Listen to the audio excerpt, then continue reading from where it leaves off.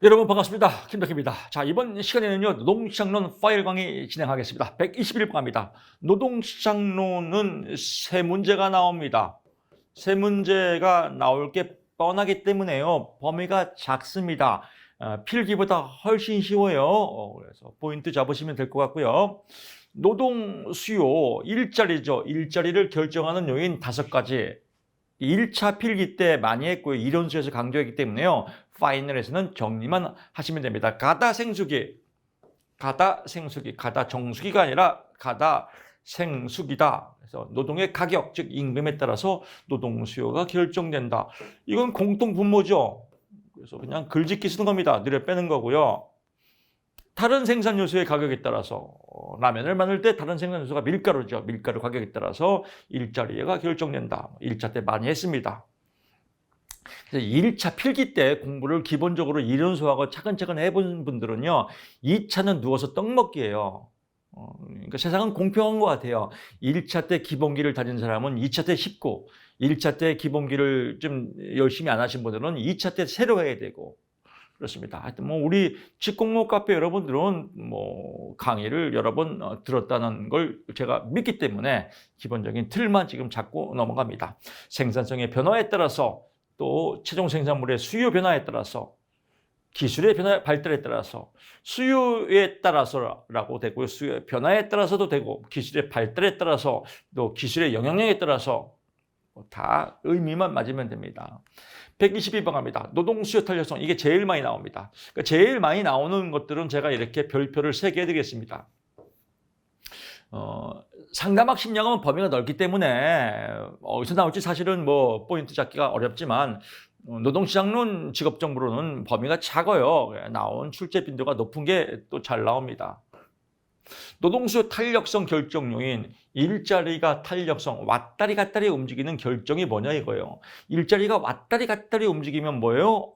우리 노동자가 힘들죠. 일자리가 안정적이지 않기 때문에. 그래서 기억날 겁니다. 오징어 게임, 오일남시다. 오일남, 주물딱 부린다. 오일남시 어떻게 해요? 다 죽이지 않습니까? 대다수가 총 맞는다. 왜? 지가 오너 갑질하니까요.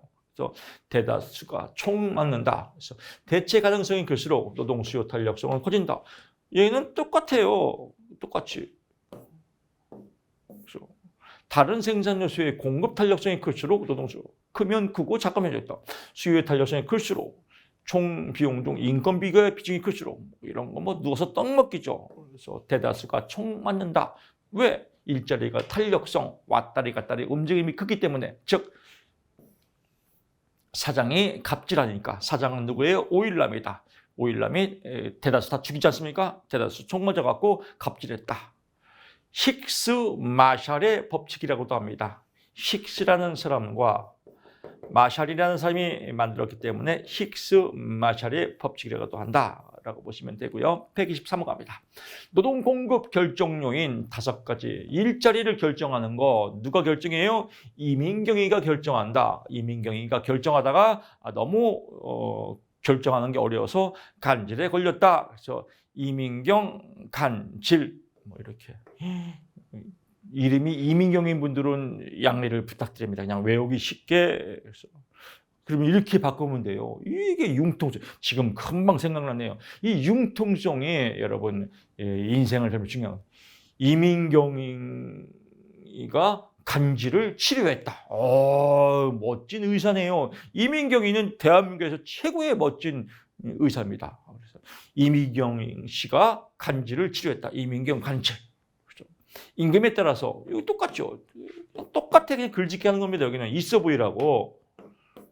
여기다가 임금, 인구 이것만 쓰면 없어 보이잖아요. 이게 어쨌다고. 그래서 포장수리 중에요. 임금에 따라서 노동공급은 결정된다. 인구 또는 생산 가능 인구에 따라서 크기에 따라서 노동공급, 경제활동 참가율에 따라서 결정된다. 시간에 따라서 이민경, 간질 또 5가지니까 5점이겠죠.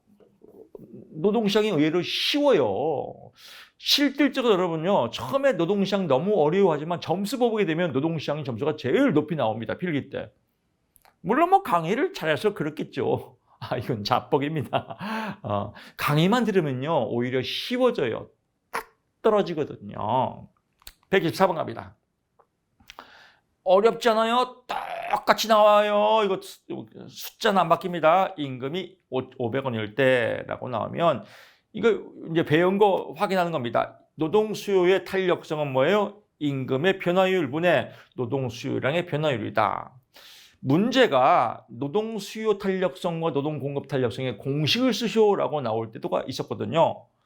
그러면 이거 쓰면 돼요. 임금의 변화율 분의 노동 수요량의 변화율. 노동 공급의 탄력성은요. 임금의 변화율 분의 노동 공급량의 변화율. 이거 쓰면 6점 맞는 거예요. 쉽습니다. 그대로 공식에 대입하면 돼요. 임금의 변화율은요. 원래 임금이 얼마예요? 원래 임금이 500원 분의 변화된 임금 400원 빼기 500원 곱하기 100이다. 변화율이니까 율자가 곱하기 100이 들어가 퍼센테이지니까요. 마이너스 100이니까요. 절대값 쳐줍니다. 절대값 쳐주면 플러스로 바뀝니다. 왜 바뀌어요? 그냥 바뀌어요. 나누기 500은 20%다. 퍼센테이지니까 20%를 꼭 써줘야 됩니다. 노동 수요량의 변화율은요. 원래 노동 수요량, 원래 고용량이 몇 명이에요? 원래 고용량이 쭉 가죠. 1000명이죠. 원래 고용량 1000명. 1000명 나누기 변화된 거 1100. 원래 1000 곱하기 100. 100 나누기 1000 하면 곱하기 100이니까 10%. 꼭 써줘야 됩니다. 그러므로 10% 나누기 20%는 0.5다. 노동수요 탄력성은 퍼센테이지가 없습니다. 그래서 0.5% 쓰면 안 됩니다. 이거는 버리고요. 쓰면 0.7이 돼요. 여기다 20% 안 쓰면 0.7이 돼요. 여기는 퍼센테이지 쓰고요. 여기도 퍼센테이지 쓰고요. 여기는 퍼센테이지 쓰면 안 됩니다. 0.5 쓰면 깔끔하게 6점 맞습니다. 숫자가 아름다워집니다. 숫자가 이뻐 보입니다. 공부를 하면 할수록 여러분들요, 아유 지겨워 모르겠네 그런 것보다는요, 하면 할수록 어라 이거 공부 좀 재미있는데, 야 지금 내가 공부하면 학교 다닐 때 전교 1등 할 수 있을 것 같은데 공부 재밌는 것 같아. 이런 느낌이 스몰 신압으로 올라올 겁니다. 공부라는 것은요 어렵지 않아요. 그냥 기본 원리만 알면 쉬워요. 이 원리를 누가 더 빨리 아냐 모르냐 이거에 따라서 학교 성적이 정해지는 것 같아요. 저도 학교 다닐 때 아주 공부 때문에 스트레스 많이 받았는데요. 참 공부가 참 인생을 살면서 뭐게 중요한가라는 생각도 많이 들었었어요. 근데 중요해요. 어차피 현실을 살려면, 인생을 살려면 할 수 없어요. 행복은 성적순이 아니지만 출세는 성적순이 빨라요. 일단 자격증이 있어야 되고, 사법고시 패스한 사람이 다 판검사잖아요. 세상에 그런 것 같아요. 그래서 적응하려면 할 수 없죠. 환경에 적응하려면 융끈 반적, 융통성 끈기, 반응성 적극성, 적극적으로 반응해서 자격증 따야겠죠. 근데 이런 요령만 알면 공부도 어렵지 않다, 공부 쉽다, 이런 생각을 가져보시기 바랍니다. 125번 갑니다. 여가와 소득의 선택 무용에서 여가 대체 효과, 소득 효과. 의미를 알면서 이런 거 너무 어렵게 생각하지 마세요. 경제학은 딱 떨어지는 게 아니에요. 경제학은 가상학문이에요. 그럴 것이다. 가설이에요, 가설. 그래서 임금이 상승하면 조건이 들어가죠. 임금이 상승하면 또는 임금 상승 시 근로자는 노동 공급보다 여가, 임금이 올라가면 올라갈수록 나 이제 벌 만큼 벌어서 나 일 안 해. 그래서 노동 공급보다 여가를 선호해서 노동 시간을 줄이고 여가를 즐기는 것을 소득 효과라고 한다. 후반 굴절의 모습을 갖는다. 1차 때 공부했기 때문에 잘 알죠. 후반 굴절 여가를 선택한다라고 보는 겁니다. 대체 효과는 나 아직도 배가 고파요. 월급이 올라가니까, 임금이 올라가니까 나 이참에 돈을 더 벌고 싶어요. 그래서 임금 올라갈 시 기회비용이 커져서, 즉 올라갈 때 포기하면 그만큼 손해죠. 이걸 기회비용의 상실이라고 합니다. 근로자는 여가를 줄이고, 근데 이게 어려워요. 그럼 몰라도 돼요. 임금 상승 시 근로자는 돈을 더 벌고자, 이렇게 써도 돼요. 돈을 더 벌고자 여가를 줄이고 노동시간을 늘리는 것을 말한다. 노동 공급 곡선은 우상향하는 것을 말한다. 왜? 계속 돈을 버는 거니까요. 여가가 열등제일 때 소득 열등제, 여가가 열등제라는 건 열등제가 나쁜 거예요. 나쁘면 어떻게 해야 돼요? 안 하겠죠. 그래서 여가가 열등제일 때는 임금 상승으로 인해서 대체효과와 소득효과 크게 관계없이 대체효과가 생기든 소득효과가 생기든 관계없이 항상 여가를 포기하는 거예요. 왜? 열등제니까요. 그래서 여가를 포기하고 노동 공급을 선택하는 것을 말한다. 우상향이죠. 그래서 알면 아주 쉽습니다. 그래서 첫 단계예요. 노래할 때도 첫 가사가 중요해요. 그래서 뭐 저도 옛날 사람이니까요.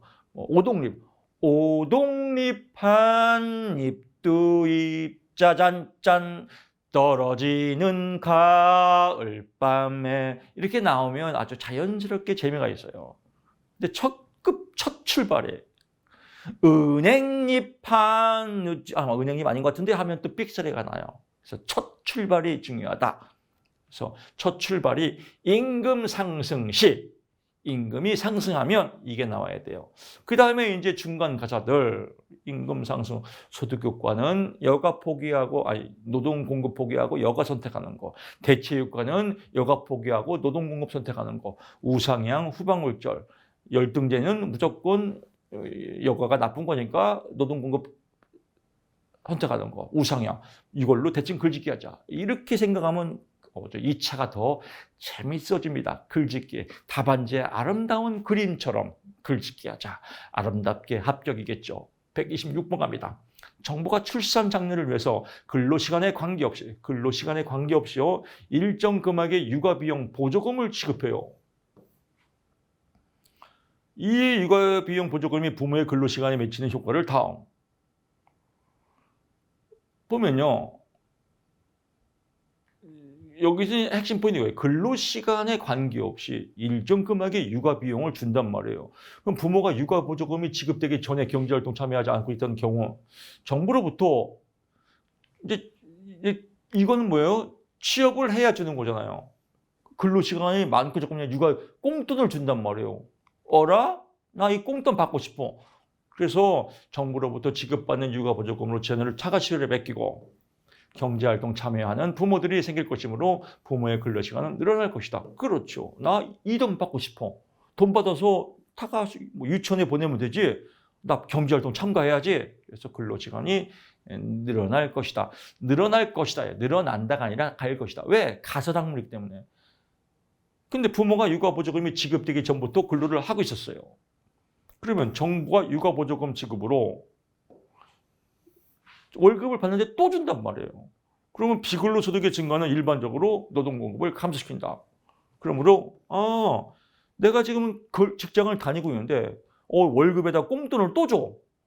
이거는 보너스지. 나 이제 야간 근무 안 해. 이 돈 갖고 놀러 가야지. 그래서 근로시간을 줄여준다. 설마 그럴까요? 그 돈 몇 푼이나 받는다고. 이건 안 돼요. 이건 인문학이고 이거는 가설학문이에요. 그럴 것이다 라고 보는 겁니다. 그래서 보조금 받으려고 경제활동 더 참가한다 이거예요. 그래서 그 보조금 받아갖고 그 돈으로 타가시설 유치원 보내고 기존에 직장 다니는 사람은 줄인다 이거예요. 꽁돈 받아갖고 그냥 놀러 간다. 이렇게 보시면 될 것 같습니다. 117번 갑니다. 기혼 여성의 경제활동 참가율을 결정하는 요인 6가지를 쓰시오. 경제활동 참가율 결정. 시장 임금에 따라서 시장 임금이 높으면 기혼 참가율이 증가하겠죠. 왜? 돈 많이 주니까요. 남편의 임금과 다른 가구원의 소득. 이건 이렇게 늘려 빼도 돼요. 시장 임금이 많을수록 기혼 여성의 경제활동 참가율은 증가한다. 이렇게 한 줄로 써도 됩니다. 남편의 임금과 다른 가구원의 소득이 많을수록 참가율은 감소한다. 이렇게 써도 되겠고요. 낮을수록은 증가하겠죠. 여성의 교육 수준 향상이 높을수록 참가율은 증가한다. 출산율의 변화, 자녀의 수가 적고 자녀의 연령이 높을수록 참가율은 증가한다. 기업의 인식이 기혼 여성의 노동력을 잘 수용하면 참가율이 높아간다. 가계 생산 기술의 발달, 그래서 가계 생산 기술, 전자제품들이 발달하면 기혼 여성의 노동 참가율이 증가한다. 왜? 그만큼 시간이 많이 남아서라고 쓰면 될 것 같습니다. 내부 노동시장의 형성 요인, 여기 지나가다 별표를 안 했네요. 이제 별표 많이 나오는 것들이 이런 겁니다. 그래서 요거 시험에 잘 나오고요. 빈도가 많은 겁니다. 요것도 시험에 잘 나오고요. 내부 노동시장도 시험에 잘 나옵니다. 내부 노동시장의 형성 요인, 숙련의 특수성, 현장 훈련, 관습. 그래서 영화 내부자들 여러분 기억나죠? 이론수에서 또 비교한 거. 지금 또 하기가 뻘쭘해져도 다 했기 때문에요. 내부자들 뭐 기저 특수층만 보이죠? 내부 끼리끼리 시장 특수층 보인다. 숙련의 특수성. 기업 내부로부터 노동력에 의해서 유일하게 소유되는 숙련 기술이 있어야만이 내부 노동시장으로 될 수 있다. 현장 훈련 또 그것들 내부자들 모여서 룸사롱 가서 술 처먹죠. 기업 내부의 생산 현장을 고유한 지식과 기술을 직접 전수하는 것을 훈련한다. 그래서 룸사롱 술 처먹으면서 지들 영업 비밀들 노하우 전수하잖아요. 그리고 그것들 내부자들 옷 홀딱 벗고 처먹잖아요. 지들만의 문화 관습이 있다. 선례에 의존하는 문서화되지 않는 기업의 관습이나 문화 정체가 있다. 그래서 저는 직업병이에요. 영화를 보더라도 영화 본 지도 참 오래됐네요. 영화도 보고 싶네요. 영화를 보더라도 저 내용을 갖고 어떻게 이 문제를 설명할까? 이런 생각이 막 자동적으로 들어가요. 그래서 영화 내부자들 볼 때 나 내부 노동시장 저거 설명해야지. 끼리끼리 모였네. 끼리끼리 내부 노동시장. 끼리끼리 뭐 언론사 대표, 뭐 검사, 정치인 저것들이 모여서 지들끼리 모여서 뭔가 작정을 짜는구나. 숙련의 특수성. 룸사롱 가서 매 정지를 보이네. 현장 훈련, 영업 비밀 서로 공유하네, 홀딱 벗고 술 처먹네, 전통과 관습. 이걸로 설명해야지. 이게 또 자동뽕으로 생각이 나더라고요. 내부 노동시장의 장점, 끼리끼리 시장이죠. 끼리끼리 시장, 끼리끼리 기득권 시장이에요. 기득권 갑질. 이제 기득권 갑질에서 뭐 언론사 대표, 뭐 또 정치인 대표, 또 검찰 대표, 경찰 대표 뭐 쭉 보지만 이 새끼 갑자기 또 여기 팍 나. 이것들 입장에서는요, 지들이 좋은 거예요, 이것들. 이게 내부 노동시장이에요. 우리 근로자하고 상관없지만 여기선 이걸 기업으로 부담하면 어쨌든 기득권층 아니에요. 그래서 기업으로 보게 되면 대기업이에요. 삼성, LG, 현대, 삼성이라고 할게요. 그냥 삼성이 가장 큰 대기업이니까요. 삼성의 장점이 뭐냐 이거예요. 근로자와 장기 고용 관계가 유지된다. 그렇죠. 월급 많이 주니까요. 기업 내부의 승진 제도가 잘 발달. 그렇죠. 삼성 승진 제도가 잘 발달됐죠. 우수 인재 확보가 우수 인재 확보하죠. 왜? 삼성. 돈 많이 주고 대기업이니까요. 사실 서글픈 얘기지만요. 얘들 입장에서는 지들이 기득권이고 갑질하는 거고요. 여기인 거예요. 하는 놈들은 재밌고 당하는 사람은 괴롭고. 이게 자본주의의 뭐 병폐기도 하지만 세상의 자본주의니까 어떻게 해요? 이걸 뭐 불만스러워서 어떻게 할 수도 없는 거고 이걸 따라서 하는 것보다 적응하는 거예요. 이 적응하는 게 합리적인 신념입니다. 이런 거 배우는 거예요, 우리가. 인지정서 함량에서 세상에 왜 저래? 저것들 나쁜 놈이야. 저것들만 잘 살아. 이러면 못 살아요, 괴로워서. 저럴 수도 있구나. 그럴 수도 있구나. 그래서 우리 자신에 대한 당위성, 나는 꼭 성공하고 사랑받아야 돼, 행복해야 돼. 이게 비합리적 신념이죠. 타인에 대한 당위성, 타인은 나를 존중해주고 객관적으로 잘 대해줘야 돼. 지랄 맞은 놈도 많죠. 세상은 공평하고 공정해야 돼. 안 공평해요.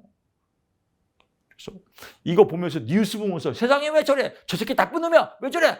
술 먹어야지. 술 먹고 짜증내는 그 사람이 바보 천치예요. 자, 합리적으로 사는 그냥 그럴 수도 있구나. 그래서 우리 보면요, 공부하다가도 우리 인생에 대해서도 이제 얘기 나오면 뭐 비합리적 신념, 합리적 신념을 갖고 있는 4가지 기준이 있어요. 이것도 시험에 나올 수도 있어요. 이 4가지 기준이 뭐냐면요, 첫째는요, 타인에 대해서 그냥 그럴 수도 있구나라고 관용을 베푸는 거예요. 관용. 그럴 수도 있구나라고 관용. 그 다음에 제가 좋아하는 건요, 타인은 관용이고요. 그 다음에 몰입이에요, 몰입. 누구에 대해서, 나에 대해서 내 인생에 몰입하는 거예요. 그러니까 타인보다는 타인은 그냥 남이니까 관용 베풀고 내 인생 몰입하자. 여러분의 지금 인생의 몰입은 뭐예요? 시험 공부죠. 누구를 위해서? 나를 위해서. 그걸 뭐라고 그래요? 이걸 과학적 사고라고 그래요. 또 너무 세상과 등 떨어지면 안 되겠죠. 그래서 사회적 관심을 갖는 거예요. 사회적 관심은 뭐예요? 세상이 어떻게 돌아가고 경험에 대한 경험. 관심을 사회 속에서 사회가 그런가 보다. 근데 관용, 사회가 왜 저질하는 것보다 그럴 수도 있구나. 왜? 내 인생은 내가 살기 때문에. 내 인생에 몰입하고 내 인생에 대해서 과학적 사고, 냉철한 삶을 갖고 사는 게 실용적이고 합리적인 삶이구나. 사회적 관심 갖다가 맨날 뉴스 보고 승질내고 지랄내고 술 처먹고, 관용은 없고 승질내고 술 처먹고 지랄내고, 이건 뭐 헛된 거죠. 자기 인생에 대한 몰입은 안 하고 자기 인생에 대해서 과학적 생각을 안 하고 맨날 남한테 휘둘리고 뉴스에 휘둘리고 신문에 휘둘리고 남 비방하고 남 비판하고 너는 틀렸어 나는 옳아. 이거는 바보 천치죠. 129번 갑니다. 선별가설의 의미를 쓰고 선별가설 이론에 적용할 경우 정부의 투자 방향은 어떻게 나갈지. 선별가설은 뭐예요? 업무랑 상관없이 일단 능력 있는 놈, 대가리 좋은 놈 뽑고보자. 이게 선별가설이에요. 여기다가 국가고시니까 선별가설의 의미, 일단 대가리 좋은 놈 뽑고보자 이렇게 쓰면 안 돼요. 그렇게 이 정도 인지 능력은 있으시죠? 인적 자본 이론을 비판하며, 즉 인적 자본, 공부를 많이 배운 사람이 생산성을 증대할 것이다. 생산성과는 관계없다. 이겁니다. 선별은 근로자의 높은 수도 타고난 능력 때문에. 교육훈련은 이러한 능력 있는 사람을 선별하는 하나의 식별 수단, 가려내는 수단에 불과하다 이겁니다. 그래서 인적 자본 이론을 비판하며 타고난 능력이며 교육훈련은 이러한 능력 있는 사람을 가려내는 도구에 불과하다. 정부의 투자 방향은 어떻게 해야 돼요? 정부는 이거에 대비해서 어떻게 해요? 학벌보다는 실력을 강조한 사회 분위기를 조성해야 되고, 기업이 생산성 위주로 세용을 하도록 유지하고, 누구든지 능력에 따라서 공평한 교육을 가질 수 있도록 정부가 이런 방향을 정해 줘야죠. 이런 거의 차원이 뭐예요? 평생교육입니다. 그래서 평생교육원, 뉴스 나오잖아요. 뭐 대학에서 평생교육원을 만들었는데 평생교육원에서 학위를 주자 그러니까 기득권에 있는 사람들이 또 대모해서 니들은 학위 주지 마, 뭐 쌈질하고. 그런 세상에 어떻게 보면 속꿉놀이에요. 인생도 인생판 축소판 속꿉놀이에요. 별것도 아니에요. 신문은 신문 쪼가리고 언론은 언론 쪼가리고 그냥 속꿉놀이 속에서 그냥 땅 따먹기 싸움인 것 같아요. 인생에 뭐 별것도 아닙니다. Nothing. 인생 아무것도 아니다. 내 인생에 집중하자. 그게 실용적이고 실리적이고 합리적인 인생이라고 저는 생각합니다. 130번 갑니다. 최저임금 기대효과. 이건 뭐 우리 잘 알죠. 그래서 최저임금에서 좋은 거. 유효수요 창출. 살 돈이 많이 생긴다 이겁니다. 왜 돈 많이 푸니까요. 돈 많이 푸니까 경기 활성화, 산업구조의 고도화, 공정거래, 덤핑이 없어지는 거죠. 물건값이 싼 물건이 없어지니까요. 고임금 경제, 노사 간의 분기 방제. 데모를 안 하죠. 월급이 올라가니까. 기타 등등 뭐 6가지만 나와요. 그래서 6가지만 딱 찍어서 오늘은 이거 외우고 내일은 이거 외우면 그냥 깐니마 똑까 한 놈만 조지자. 그냥 딱 정해놓고 얘만 계속 읽으십시오. 131번 갑니다. 부가급여 시험에 잘 나옵니다.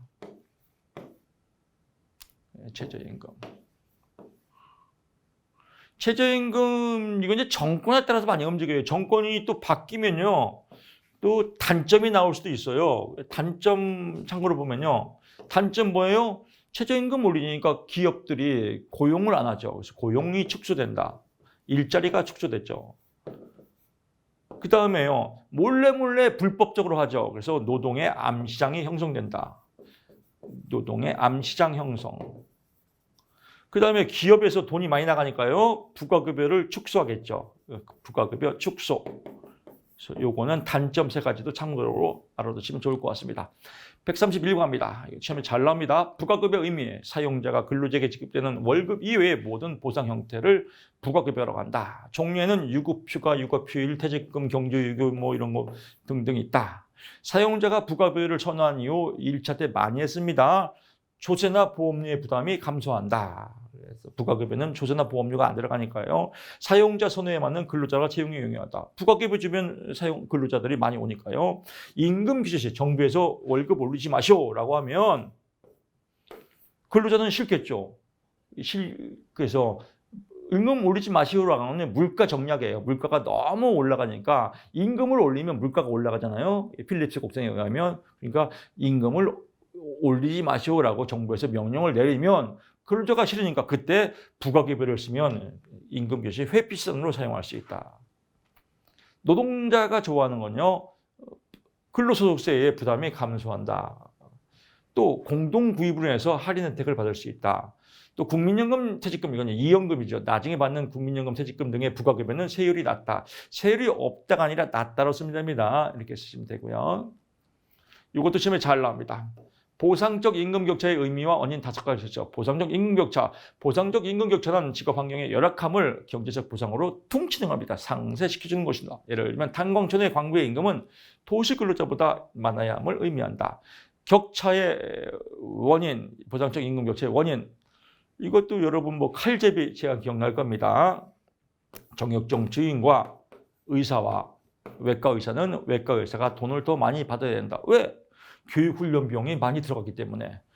또 직업의 쾌적함 정도, 직업의 쾌적함 정도, 작업의 쾌적함 정도 다 같은 의미입니다. 그래서 다른 직업에 비해서 쾌적함이 열악할 때 돈을 더 많이 받아야 한다. 외과 병실 뭐 PT이고 막 그렇지 않습니까? 책임의 정도, 책임이 높을수록 보상을 더 많이 해줘야 되고요. 성공 실패의 가능성 여부에 따라서 또 보상을 해줘야 되고요. 고용의 안정성 여부에 대해서, 고용이 불안정한 직종에 대해서는 또 그만큼 또 단기적으로 고임금을 줘야겠죠. 왜? 고용이 불안정하니까요. 그래서 막 이러면 하루 뭐 어떤 일을 한다. 특수하게 막 폐기물 처리한다.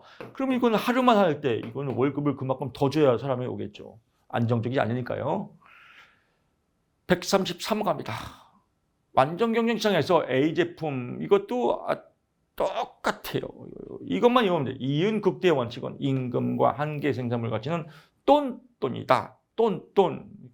기업 똔똔이죠. 똔똔만 시키면 됩니다. 그래서 똔똔 시키는 공식은 요거는 문제에 그대로 나와 있습니다. 문제에 그대로 나와 있는 거를 답안지에 한 번 더 써줍니다. 그래서 답안지에 써줘야 되기 때문에 답안지 여러분 시험 본적 할 때 자를 가져가야 됩니다. 이쁘게 이렇게 길게 써야 되기 때문에요. 그리고 줄을 4줄 긋고요. 한계 생산물을 구해야겠죠. 한계 생산물은 추가한 단위의 변화량입니다. 그래서 여기는 변화된 게 없으니까 0개고요. 하나 추가했으니까 2개죠. 2명 추가했더니 4개를 변했죠. 4 빼기 2는 2, 7 빼기 4는 3, 8.5 빼기 7은 1.5, 9 빼기 8.5는 0.5개 이렇게 써 있죠. 생산물 가치는 돈만 곱하면 됩니다. 문제에 돈 써 있습니다. 문제 보면요. 단위당 임금은 150원이라고 써 있죠. 임금은 150원. 찌찌뽕. 한개 생산물 구해야겠죠. 가치는 얼마예요? 단가 100원이라고 써 있습니다. 가격이니까요. 100원 써 있습니다. 얘만 구하면 됩니다. 얘만 구하는 게 여기예요. 구했죠. 이제 가치, 돈만 곱하면 되지. 100원, 200원, 200원, 300원, 150원, 50원. 이윤극대화의 임금은 한계생물 가치와 똔똔될 때다. 그러므로 기업이 이윤을 극대화하기 위해서 한계생물 가치와 단위당 임금이 같아질 때까지 고용을 증대시킨다. 그럼 뭐예요? 150원. 임금이 150원이니까요. 임금 150원과 똑같이 될 때가 뭐예요? 4단위죠. 그래서 임금 150원과 한계생물 가치 150원이 만나는 4단위에서 최적의 고용량이 도출된다라고 쓰면 깔끔하게 6점 맞습니다. 아름다운 문제입니다. 134번 똑같은 문제입니다. K제과점의 근로자 수와 하루 생산량은 다음과 같다. 물음에 대해서 가격은 10,000원이라고 써 있죠. 임금은 80,000원이라고 써 있죠. 한계 생산물하고 뭐예요? 찌찌뽕만 시키면 되겠죠. 여기 똑같이 한 4개 그리고요. 한계 생산량, 양이 물하고 똑같은 겁니다. 한 명 10개, 10개고요. 2명은 뭐예요? 18개가 늘었으니까 18 빼기 10은 8. 23개는 뭐예요? 23 빼기 18은 5. 24개니까 24개 빼기 13은 4개. 10,000원이니까요. 10개니까 10만 원. 8개니까 8만 원. 똑같습니다. 한계 생산물 나왔죠. 생산물은 1번. 근로자가 2명인 경우에 한계 생산량은 2명. 여기잖아요. 2명은 뭐예요? 18 빼기 10은 8개. 아주 산수죠. 숫자가 이쁘게 보입니다. 한계 생산 수입은 한계 생산 곱하기 한계 수입이니까 근로자가 3명일 때 한계 생산물은 근로자가 3명일 때 생산물 나왔네요. 5개. 그대로 써 있잖아요. 5개. 그 다음에요. 근로자가 임금이 8만 원일 때, 이윤국대가 이럴 때 8만 원일 때 여기네요. 8만 원 나왔네요. 그래서 8만 원일 때는 몇 명이에요? 2명이네요. 그래서 여기서 8만 원일 때는 8개일 때, 그래서 노동팀량 2명이다. 단순한 겁니다. 이렇게 자세히 쓸 것도 없습니다. 즉 이윤국대와 채용근로수는 2명이고 그때의 케이크 생산량은 2명일 때 케이크 생산량 몇 개요? 8개. 2명일 때 8만 원일 때 2명, 2명일 때 18개. 그대로 대입만 익혀주면 됩니다. 135번도 아주 쉽습니다. 생산성 임금제에 의하면 명목임금. 여기서는 쭉 나옵니다. 여기도 이윤국대와예요. 찌찌뽕만 시켜주면 됩니다. 2010년도 1인당 노동 생산성. 2010년도죠. 근로자 수가 40명. 생산량이 100개. 생산물의 단가는 10개란 말이에요. 자본 비용은 150원. 이건 허수예요. 아무 쓸데가 없습니다. 그냥 여러분들 대가리라고 만들어 놓은 겁니다. 여기도 자본 비용 200개. 그대로 하면 됩니다. 2010년도 40명이 10원짜리를 100개 만들었다 이거예요. 2010년도 1인당 노동 생산성, 1인당 얼마씩이냐 이거. 그럼 40명을 나눠야겠죠. 100개를 10원짜리를 100개 만들었단 말이에요. 그러면 25원이에요. 한 명당. 2011년도 1인당 생산성은 뭐예요? 50명이 했으니까 50명을 나눠야겠죠. 얼마짜리를? 12원짜리를 몇 개? 120개를. 그럼 여기는 뭐예요? 그대로 곱하면 나누면 28.8이죠. 여기는 뭐 144가 되나요? 하여튼 계산기 뚫으면 알겠죠. 적정 임금 사준은 그대로 나누면 돼요. 원래가 얼마예요? 25원이죠. 25원에 변화된 건 얼마예요? 28.8. 28점 빼기. 원래 얼마예요? 25 곱하기 100. 3,800 나누기 25는 15.2다. 그래서 15.2라고 쓰면 안 돼요. 15.2% 이렇게 쓰시면 됩니다. 이런 거 암세하려면 스트레스 받아요. 그러니까 계산기 꼭 가져가셔갖고요. 계산기 누르시면 될 것 같습니다. 136번 갑니다. 부가 노동자 효과와 실망 노동자 효과에 대해서 설명하시오. 부가 노동자 효과, 경제학은 가설 학문이라고 했습니다. 경기 침체 시에 비경제 활동 인구에 분류되었던 가구원 일부가, 즉 전업주부나 전업학생이 구직활동을 함으로써 경제활동 인구가 증가하는 효과를 말한다. 통계상 실업률을 높이는 결과를 추려한다. 왜? 경제활동 인구의 수치에 포함되기 때문에요. 실망 노동자 효과는 경기 침체 시에 경제활동 인구에 있던 실업자가 구직활동을 포기하고 비경제활동 인구로 전락하는 것을 말한다. 통계상 실업률이 낮아진다. 왜? 실업률 계산에서 포함이 안 되기 때문에요. 이렇게 표현하면 되겠습니다. 137번 갑니다. 계산 문제 아주 좋아요. 계산 문제 겁먹지 마세요. 미션은 소수 첫째 자릿수까지 구하시오라고 나왔습니다. 그럼 첫째 자릿수까지 구하면 됩니다. 그대로 이런 문제가 나올 때는요. 공식을 써줘도 됩니다. 우리 공식 알죠? 총 인구가 있고요. 생산 가능 인구가 있고요. 15세 이상 인구죠. 생산 가능 인구는 경제활동 인구와 비경제활동 인구가 있고요. 경제활동 인구는 실업자 더하기 취업자다. 그대로 써주면 되겠죠. 경제활동 참가율을 구하시오. 공식 뭐예요? 경제활동 참가율 하려면 힘이 나야 된다. 생강 먹자. 충청도 사투리로 생경 먹자. 그래서 생경 곱하기 100. 그대로 하면 됩니다. 생산 가능 인구가 뭐예요? 여기 나와요. 생산 가능 인구, 15세 이상 인구 여기 나왔죠. 그 다음에요. 경제활동인과 여기 없죠? 근데 실업자 더하기 취업자니까요. 실업자 20, 취업자 200이면 여기가 220이겠네요. 그대로 나오면 되겠죠. 실업률 구하는 공식 뭐예요? 경실이다. 경실. 경제활동인구 나왔죠? 여기 220. 실업자 수 20 곱하기 100. 고용률, 고생해야 취한다. 생산 가능 인구 400. 취업자 수 200. 그대로 나오면 답이 되죠. 여기서 중요한 건요. 정규직을 희망하는 단시간 근로자. 여기는요. 허수예요, 허수. 이걸 더하면 안 돼요. 얘는 아무 의미도 없는 허수다라고 보시면 됩니다. 없던 걸로 간주하시면 됩니다. 그래서 그대로 계산하면 답이 나옵니다. 정규직을 희망하는 단시간 근로자는 취업자로 포함이 아예 되어 있습니다. 그래서 취업자 속에 들어가면 안 됩니다. 얘도 취업자니까 여기도 취업자니까 얘를 뭐 210명 더해야지 그러면 오답입니다.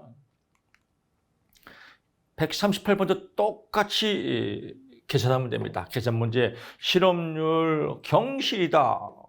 경실이 곱하기 100. 분자 나누기 분모 곱하기 100 해야 됩니다.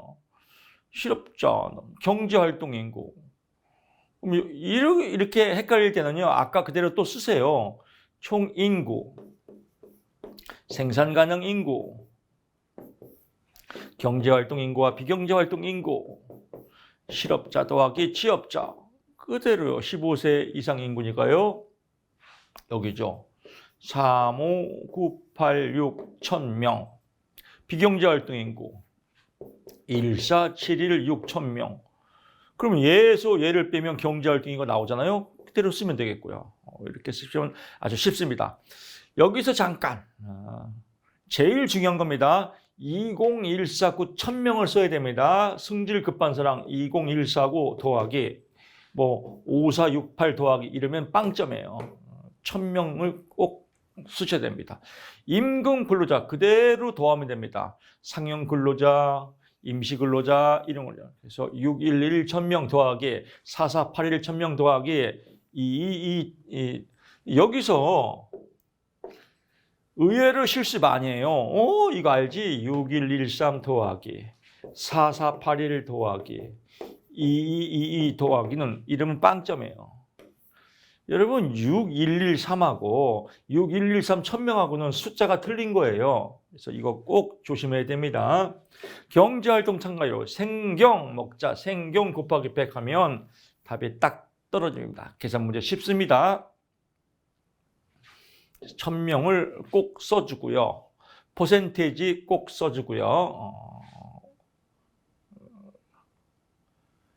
여기도 마찬가지로요. 1000명 쓰고요. 퍼센테이지 쓰고요. 그래서 미션 나와 있죠. 미션에는 여기는 없지만요. 뭐 소수점 몇 자짜리 쓰시오 이렇게 나옵니다. 그대로 실천하면 되겠습니다. 뭐 소수점 둘째 자리가 쓰시오 이렇게 쓰시면 됩니다. 비수요 부족 실업.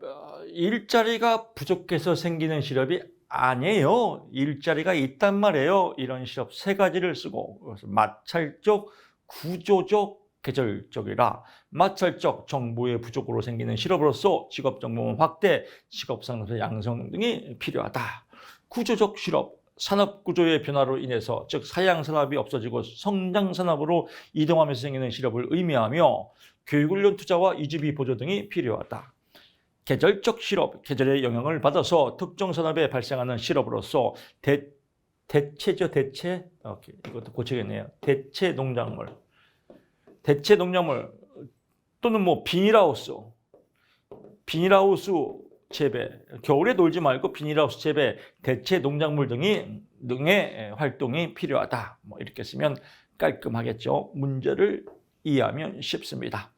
140번 갑니다. 노사관계의 3주체, 노사정이죠. 노동자 대표, 사용자 대표, 정부다라고 하고요. 규제 요건, 태클을 거는 요건이 뭐냐 이거야. 기술적 특성에 따라서 노사관계가 영향을 받는다. 시장 또는 예산상의 제약에 따라서 영향을 받는다. 각 주체의 세력 관계에 따라서 영향을 받는다. 규제 요건 세 가지는요, 영향력을 끼치는, 영향을 받는 세 가지 요인, 이렇게 이해하시면 될 것 같습니다. 141번 갑니다. 샵 제도죠. 네 가지. 오픈샵, 클로즈드샵, 유니언샵. 그래서 오픈샵, 노동조합과 관계없이 마음대로 입사할 수 있는 샵. 클로즈드샵, 반드시 노조에 가입해서 입사할 수 있는 샵. 유니언샵, 일단 자유롭게 입사한 후 일정 기간이 지나면 반드시 노동조합에 가입을 해야 되는 샵. 에이전시샵, 노동조합이 비노조원에게 일정 부분의 노조비를 징수할 수 있는 샵을 에이전시샵이라고 한다라고 보고요. 142번 갑니다. 경제적 조합주의 특징 세 가지. 경제적으로 노동조합 활동하라 이겁니다. 노동조합이 맨날 때려 부시고 데모만 하면 손실이 나잖아요. 그러니까 정부에서 아주 지향하는 겁니다. 추구하는 겁니다. 정치적 활동하지 마라. 노동조합 정치 활동하거든요. 그럼 정치 활동하면 골치 아프니까 요즘 노동조합들은 실리주의, 실용주의다. 그래서 노동조합의 목적은 노동조합 협상력을 통한 근로자의 근로조건 개선, 복지 향상에 있다. 때려부시고 데모하는 게 아니다. 그래서 정치적 투쟁을 지향하지 않는다. 정치적 투쟁을 거의 하지 않는다는 거야. 그냥 싫어한다 이겁니다. 노사 간의 갈등과 대립보다는 타협을 통해서 상호 이해한다. 적대적 관계가 아니라 상호 이해관계로서 서로 원만하게 실리치구가 목적이다. 즉 경제적 조합주의는 실리치구입니다. 실리치구. 그래서 이렇게 내용 이해하시면 쉬운 문제입니다. 힉스의 단체 교섭 이론 그래프를 그리고 설명하시죠. 그래프 그리면 반드시 짝을 써야 됩니다. 그래서 위에는 짝 임금, 여기는 파업기간, 임금과 파업기간의 관계이다. 그래서 여기다 영자 하나 더 써 주십시오. 노동자 정황곡성, 사용자 양보공성. 즉 여기도 가설이죠. 파업 협상 시, 파업이 일어났어요. 힉스의 파업이 일어난 파업 협상 시 노동자의 요구 임금은 1,000만 원 주시오. 요구 임금. 웃기지 마라 못 줘. 근데 무노동 무임금이니까 어떻게 해요? 점점점 시간이 지날수록 내려가겠죠. 그래서 점점점 내려가고 사용자 양보곡선 100만 원 줄게. 웃기지 마 노동조합이. 200 줄게. 300 줄게. 점점점 올라가죠. 왜? 회사가 안 들어가니까. 그러다가 결국은 가운데 지점에서 큐 쓰세요 이렇게. 가운데 지점에서 야 너도 손해고 나도 손해니까 우리 협상하자. 그래서 Q 지점에서 협상이 이루어진다. 이게 힉스의 파업 이론입니다. 그래서 노동자의 요구 임금은 파업 기간이 길어질수록 점점점 내려가고 사용자의 제시 임금은 파업 기간이 길어질수록 점점점 올라가서 결국은 Q 지점에서 서로 파업 협상이 이루어진다. 파업 협상이 이루어진다. 또는 타협 임금이 이루어지는 것을 힉스의 파업 이론이라고 한다라고 보는 겁니다. 글자를 외우지 말고 내용을 이해하면 아주 쉽습니다. 자, 이렇게 해서 깔끔하게 노동시장론 끝났고요. 다음 시간에 이제 마지막 과목 직업정보론 강의 시작하겠습니다. 고맙습니다.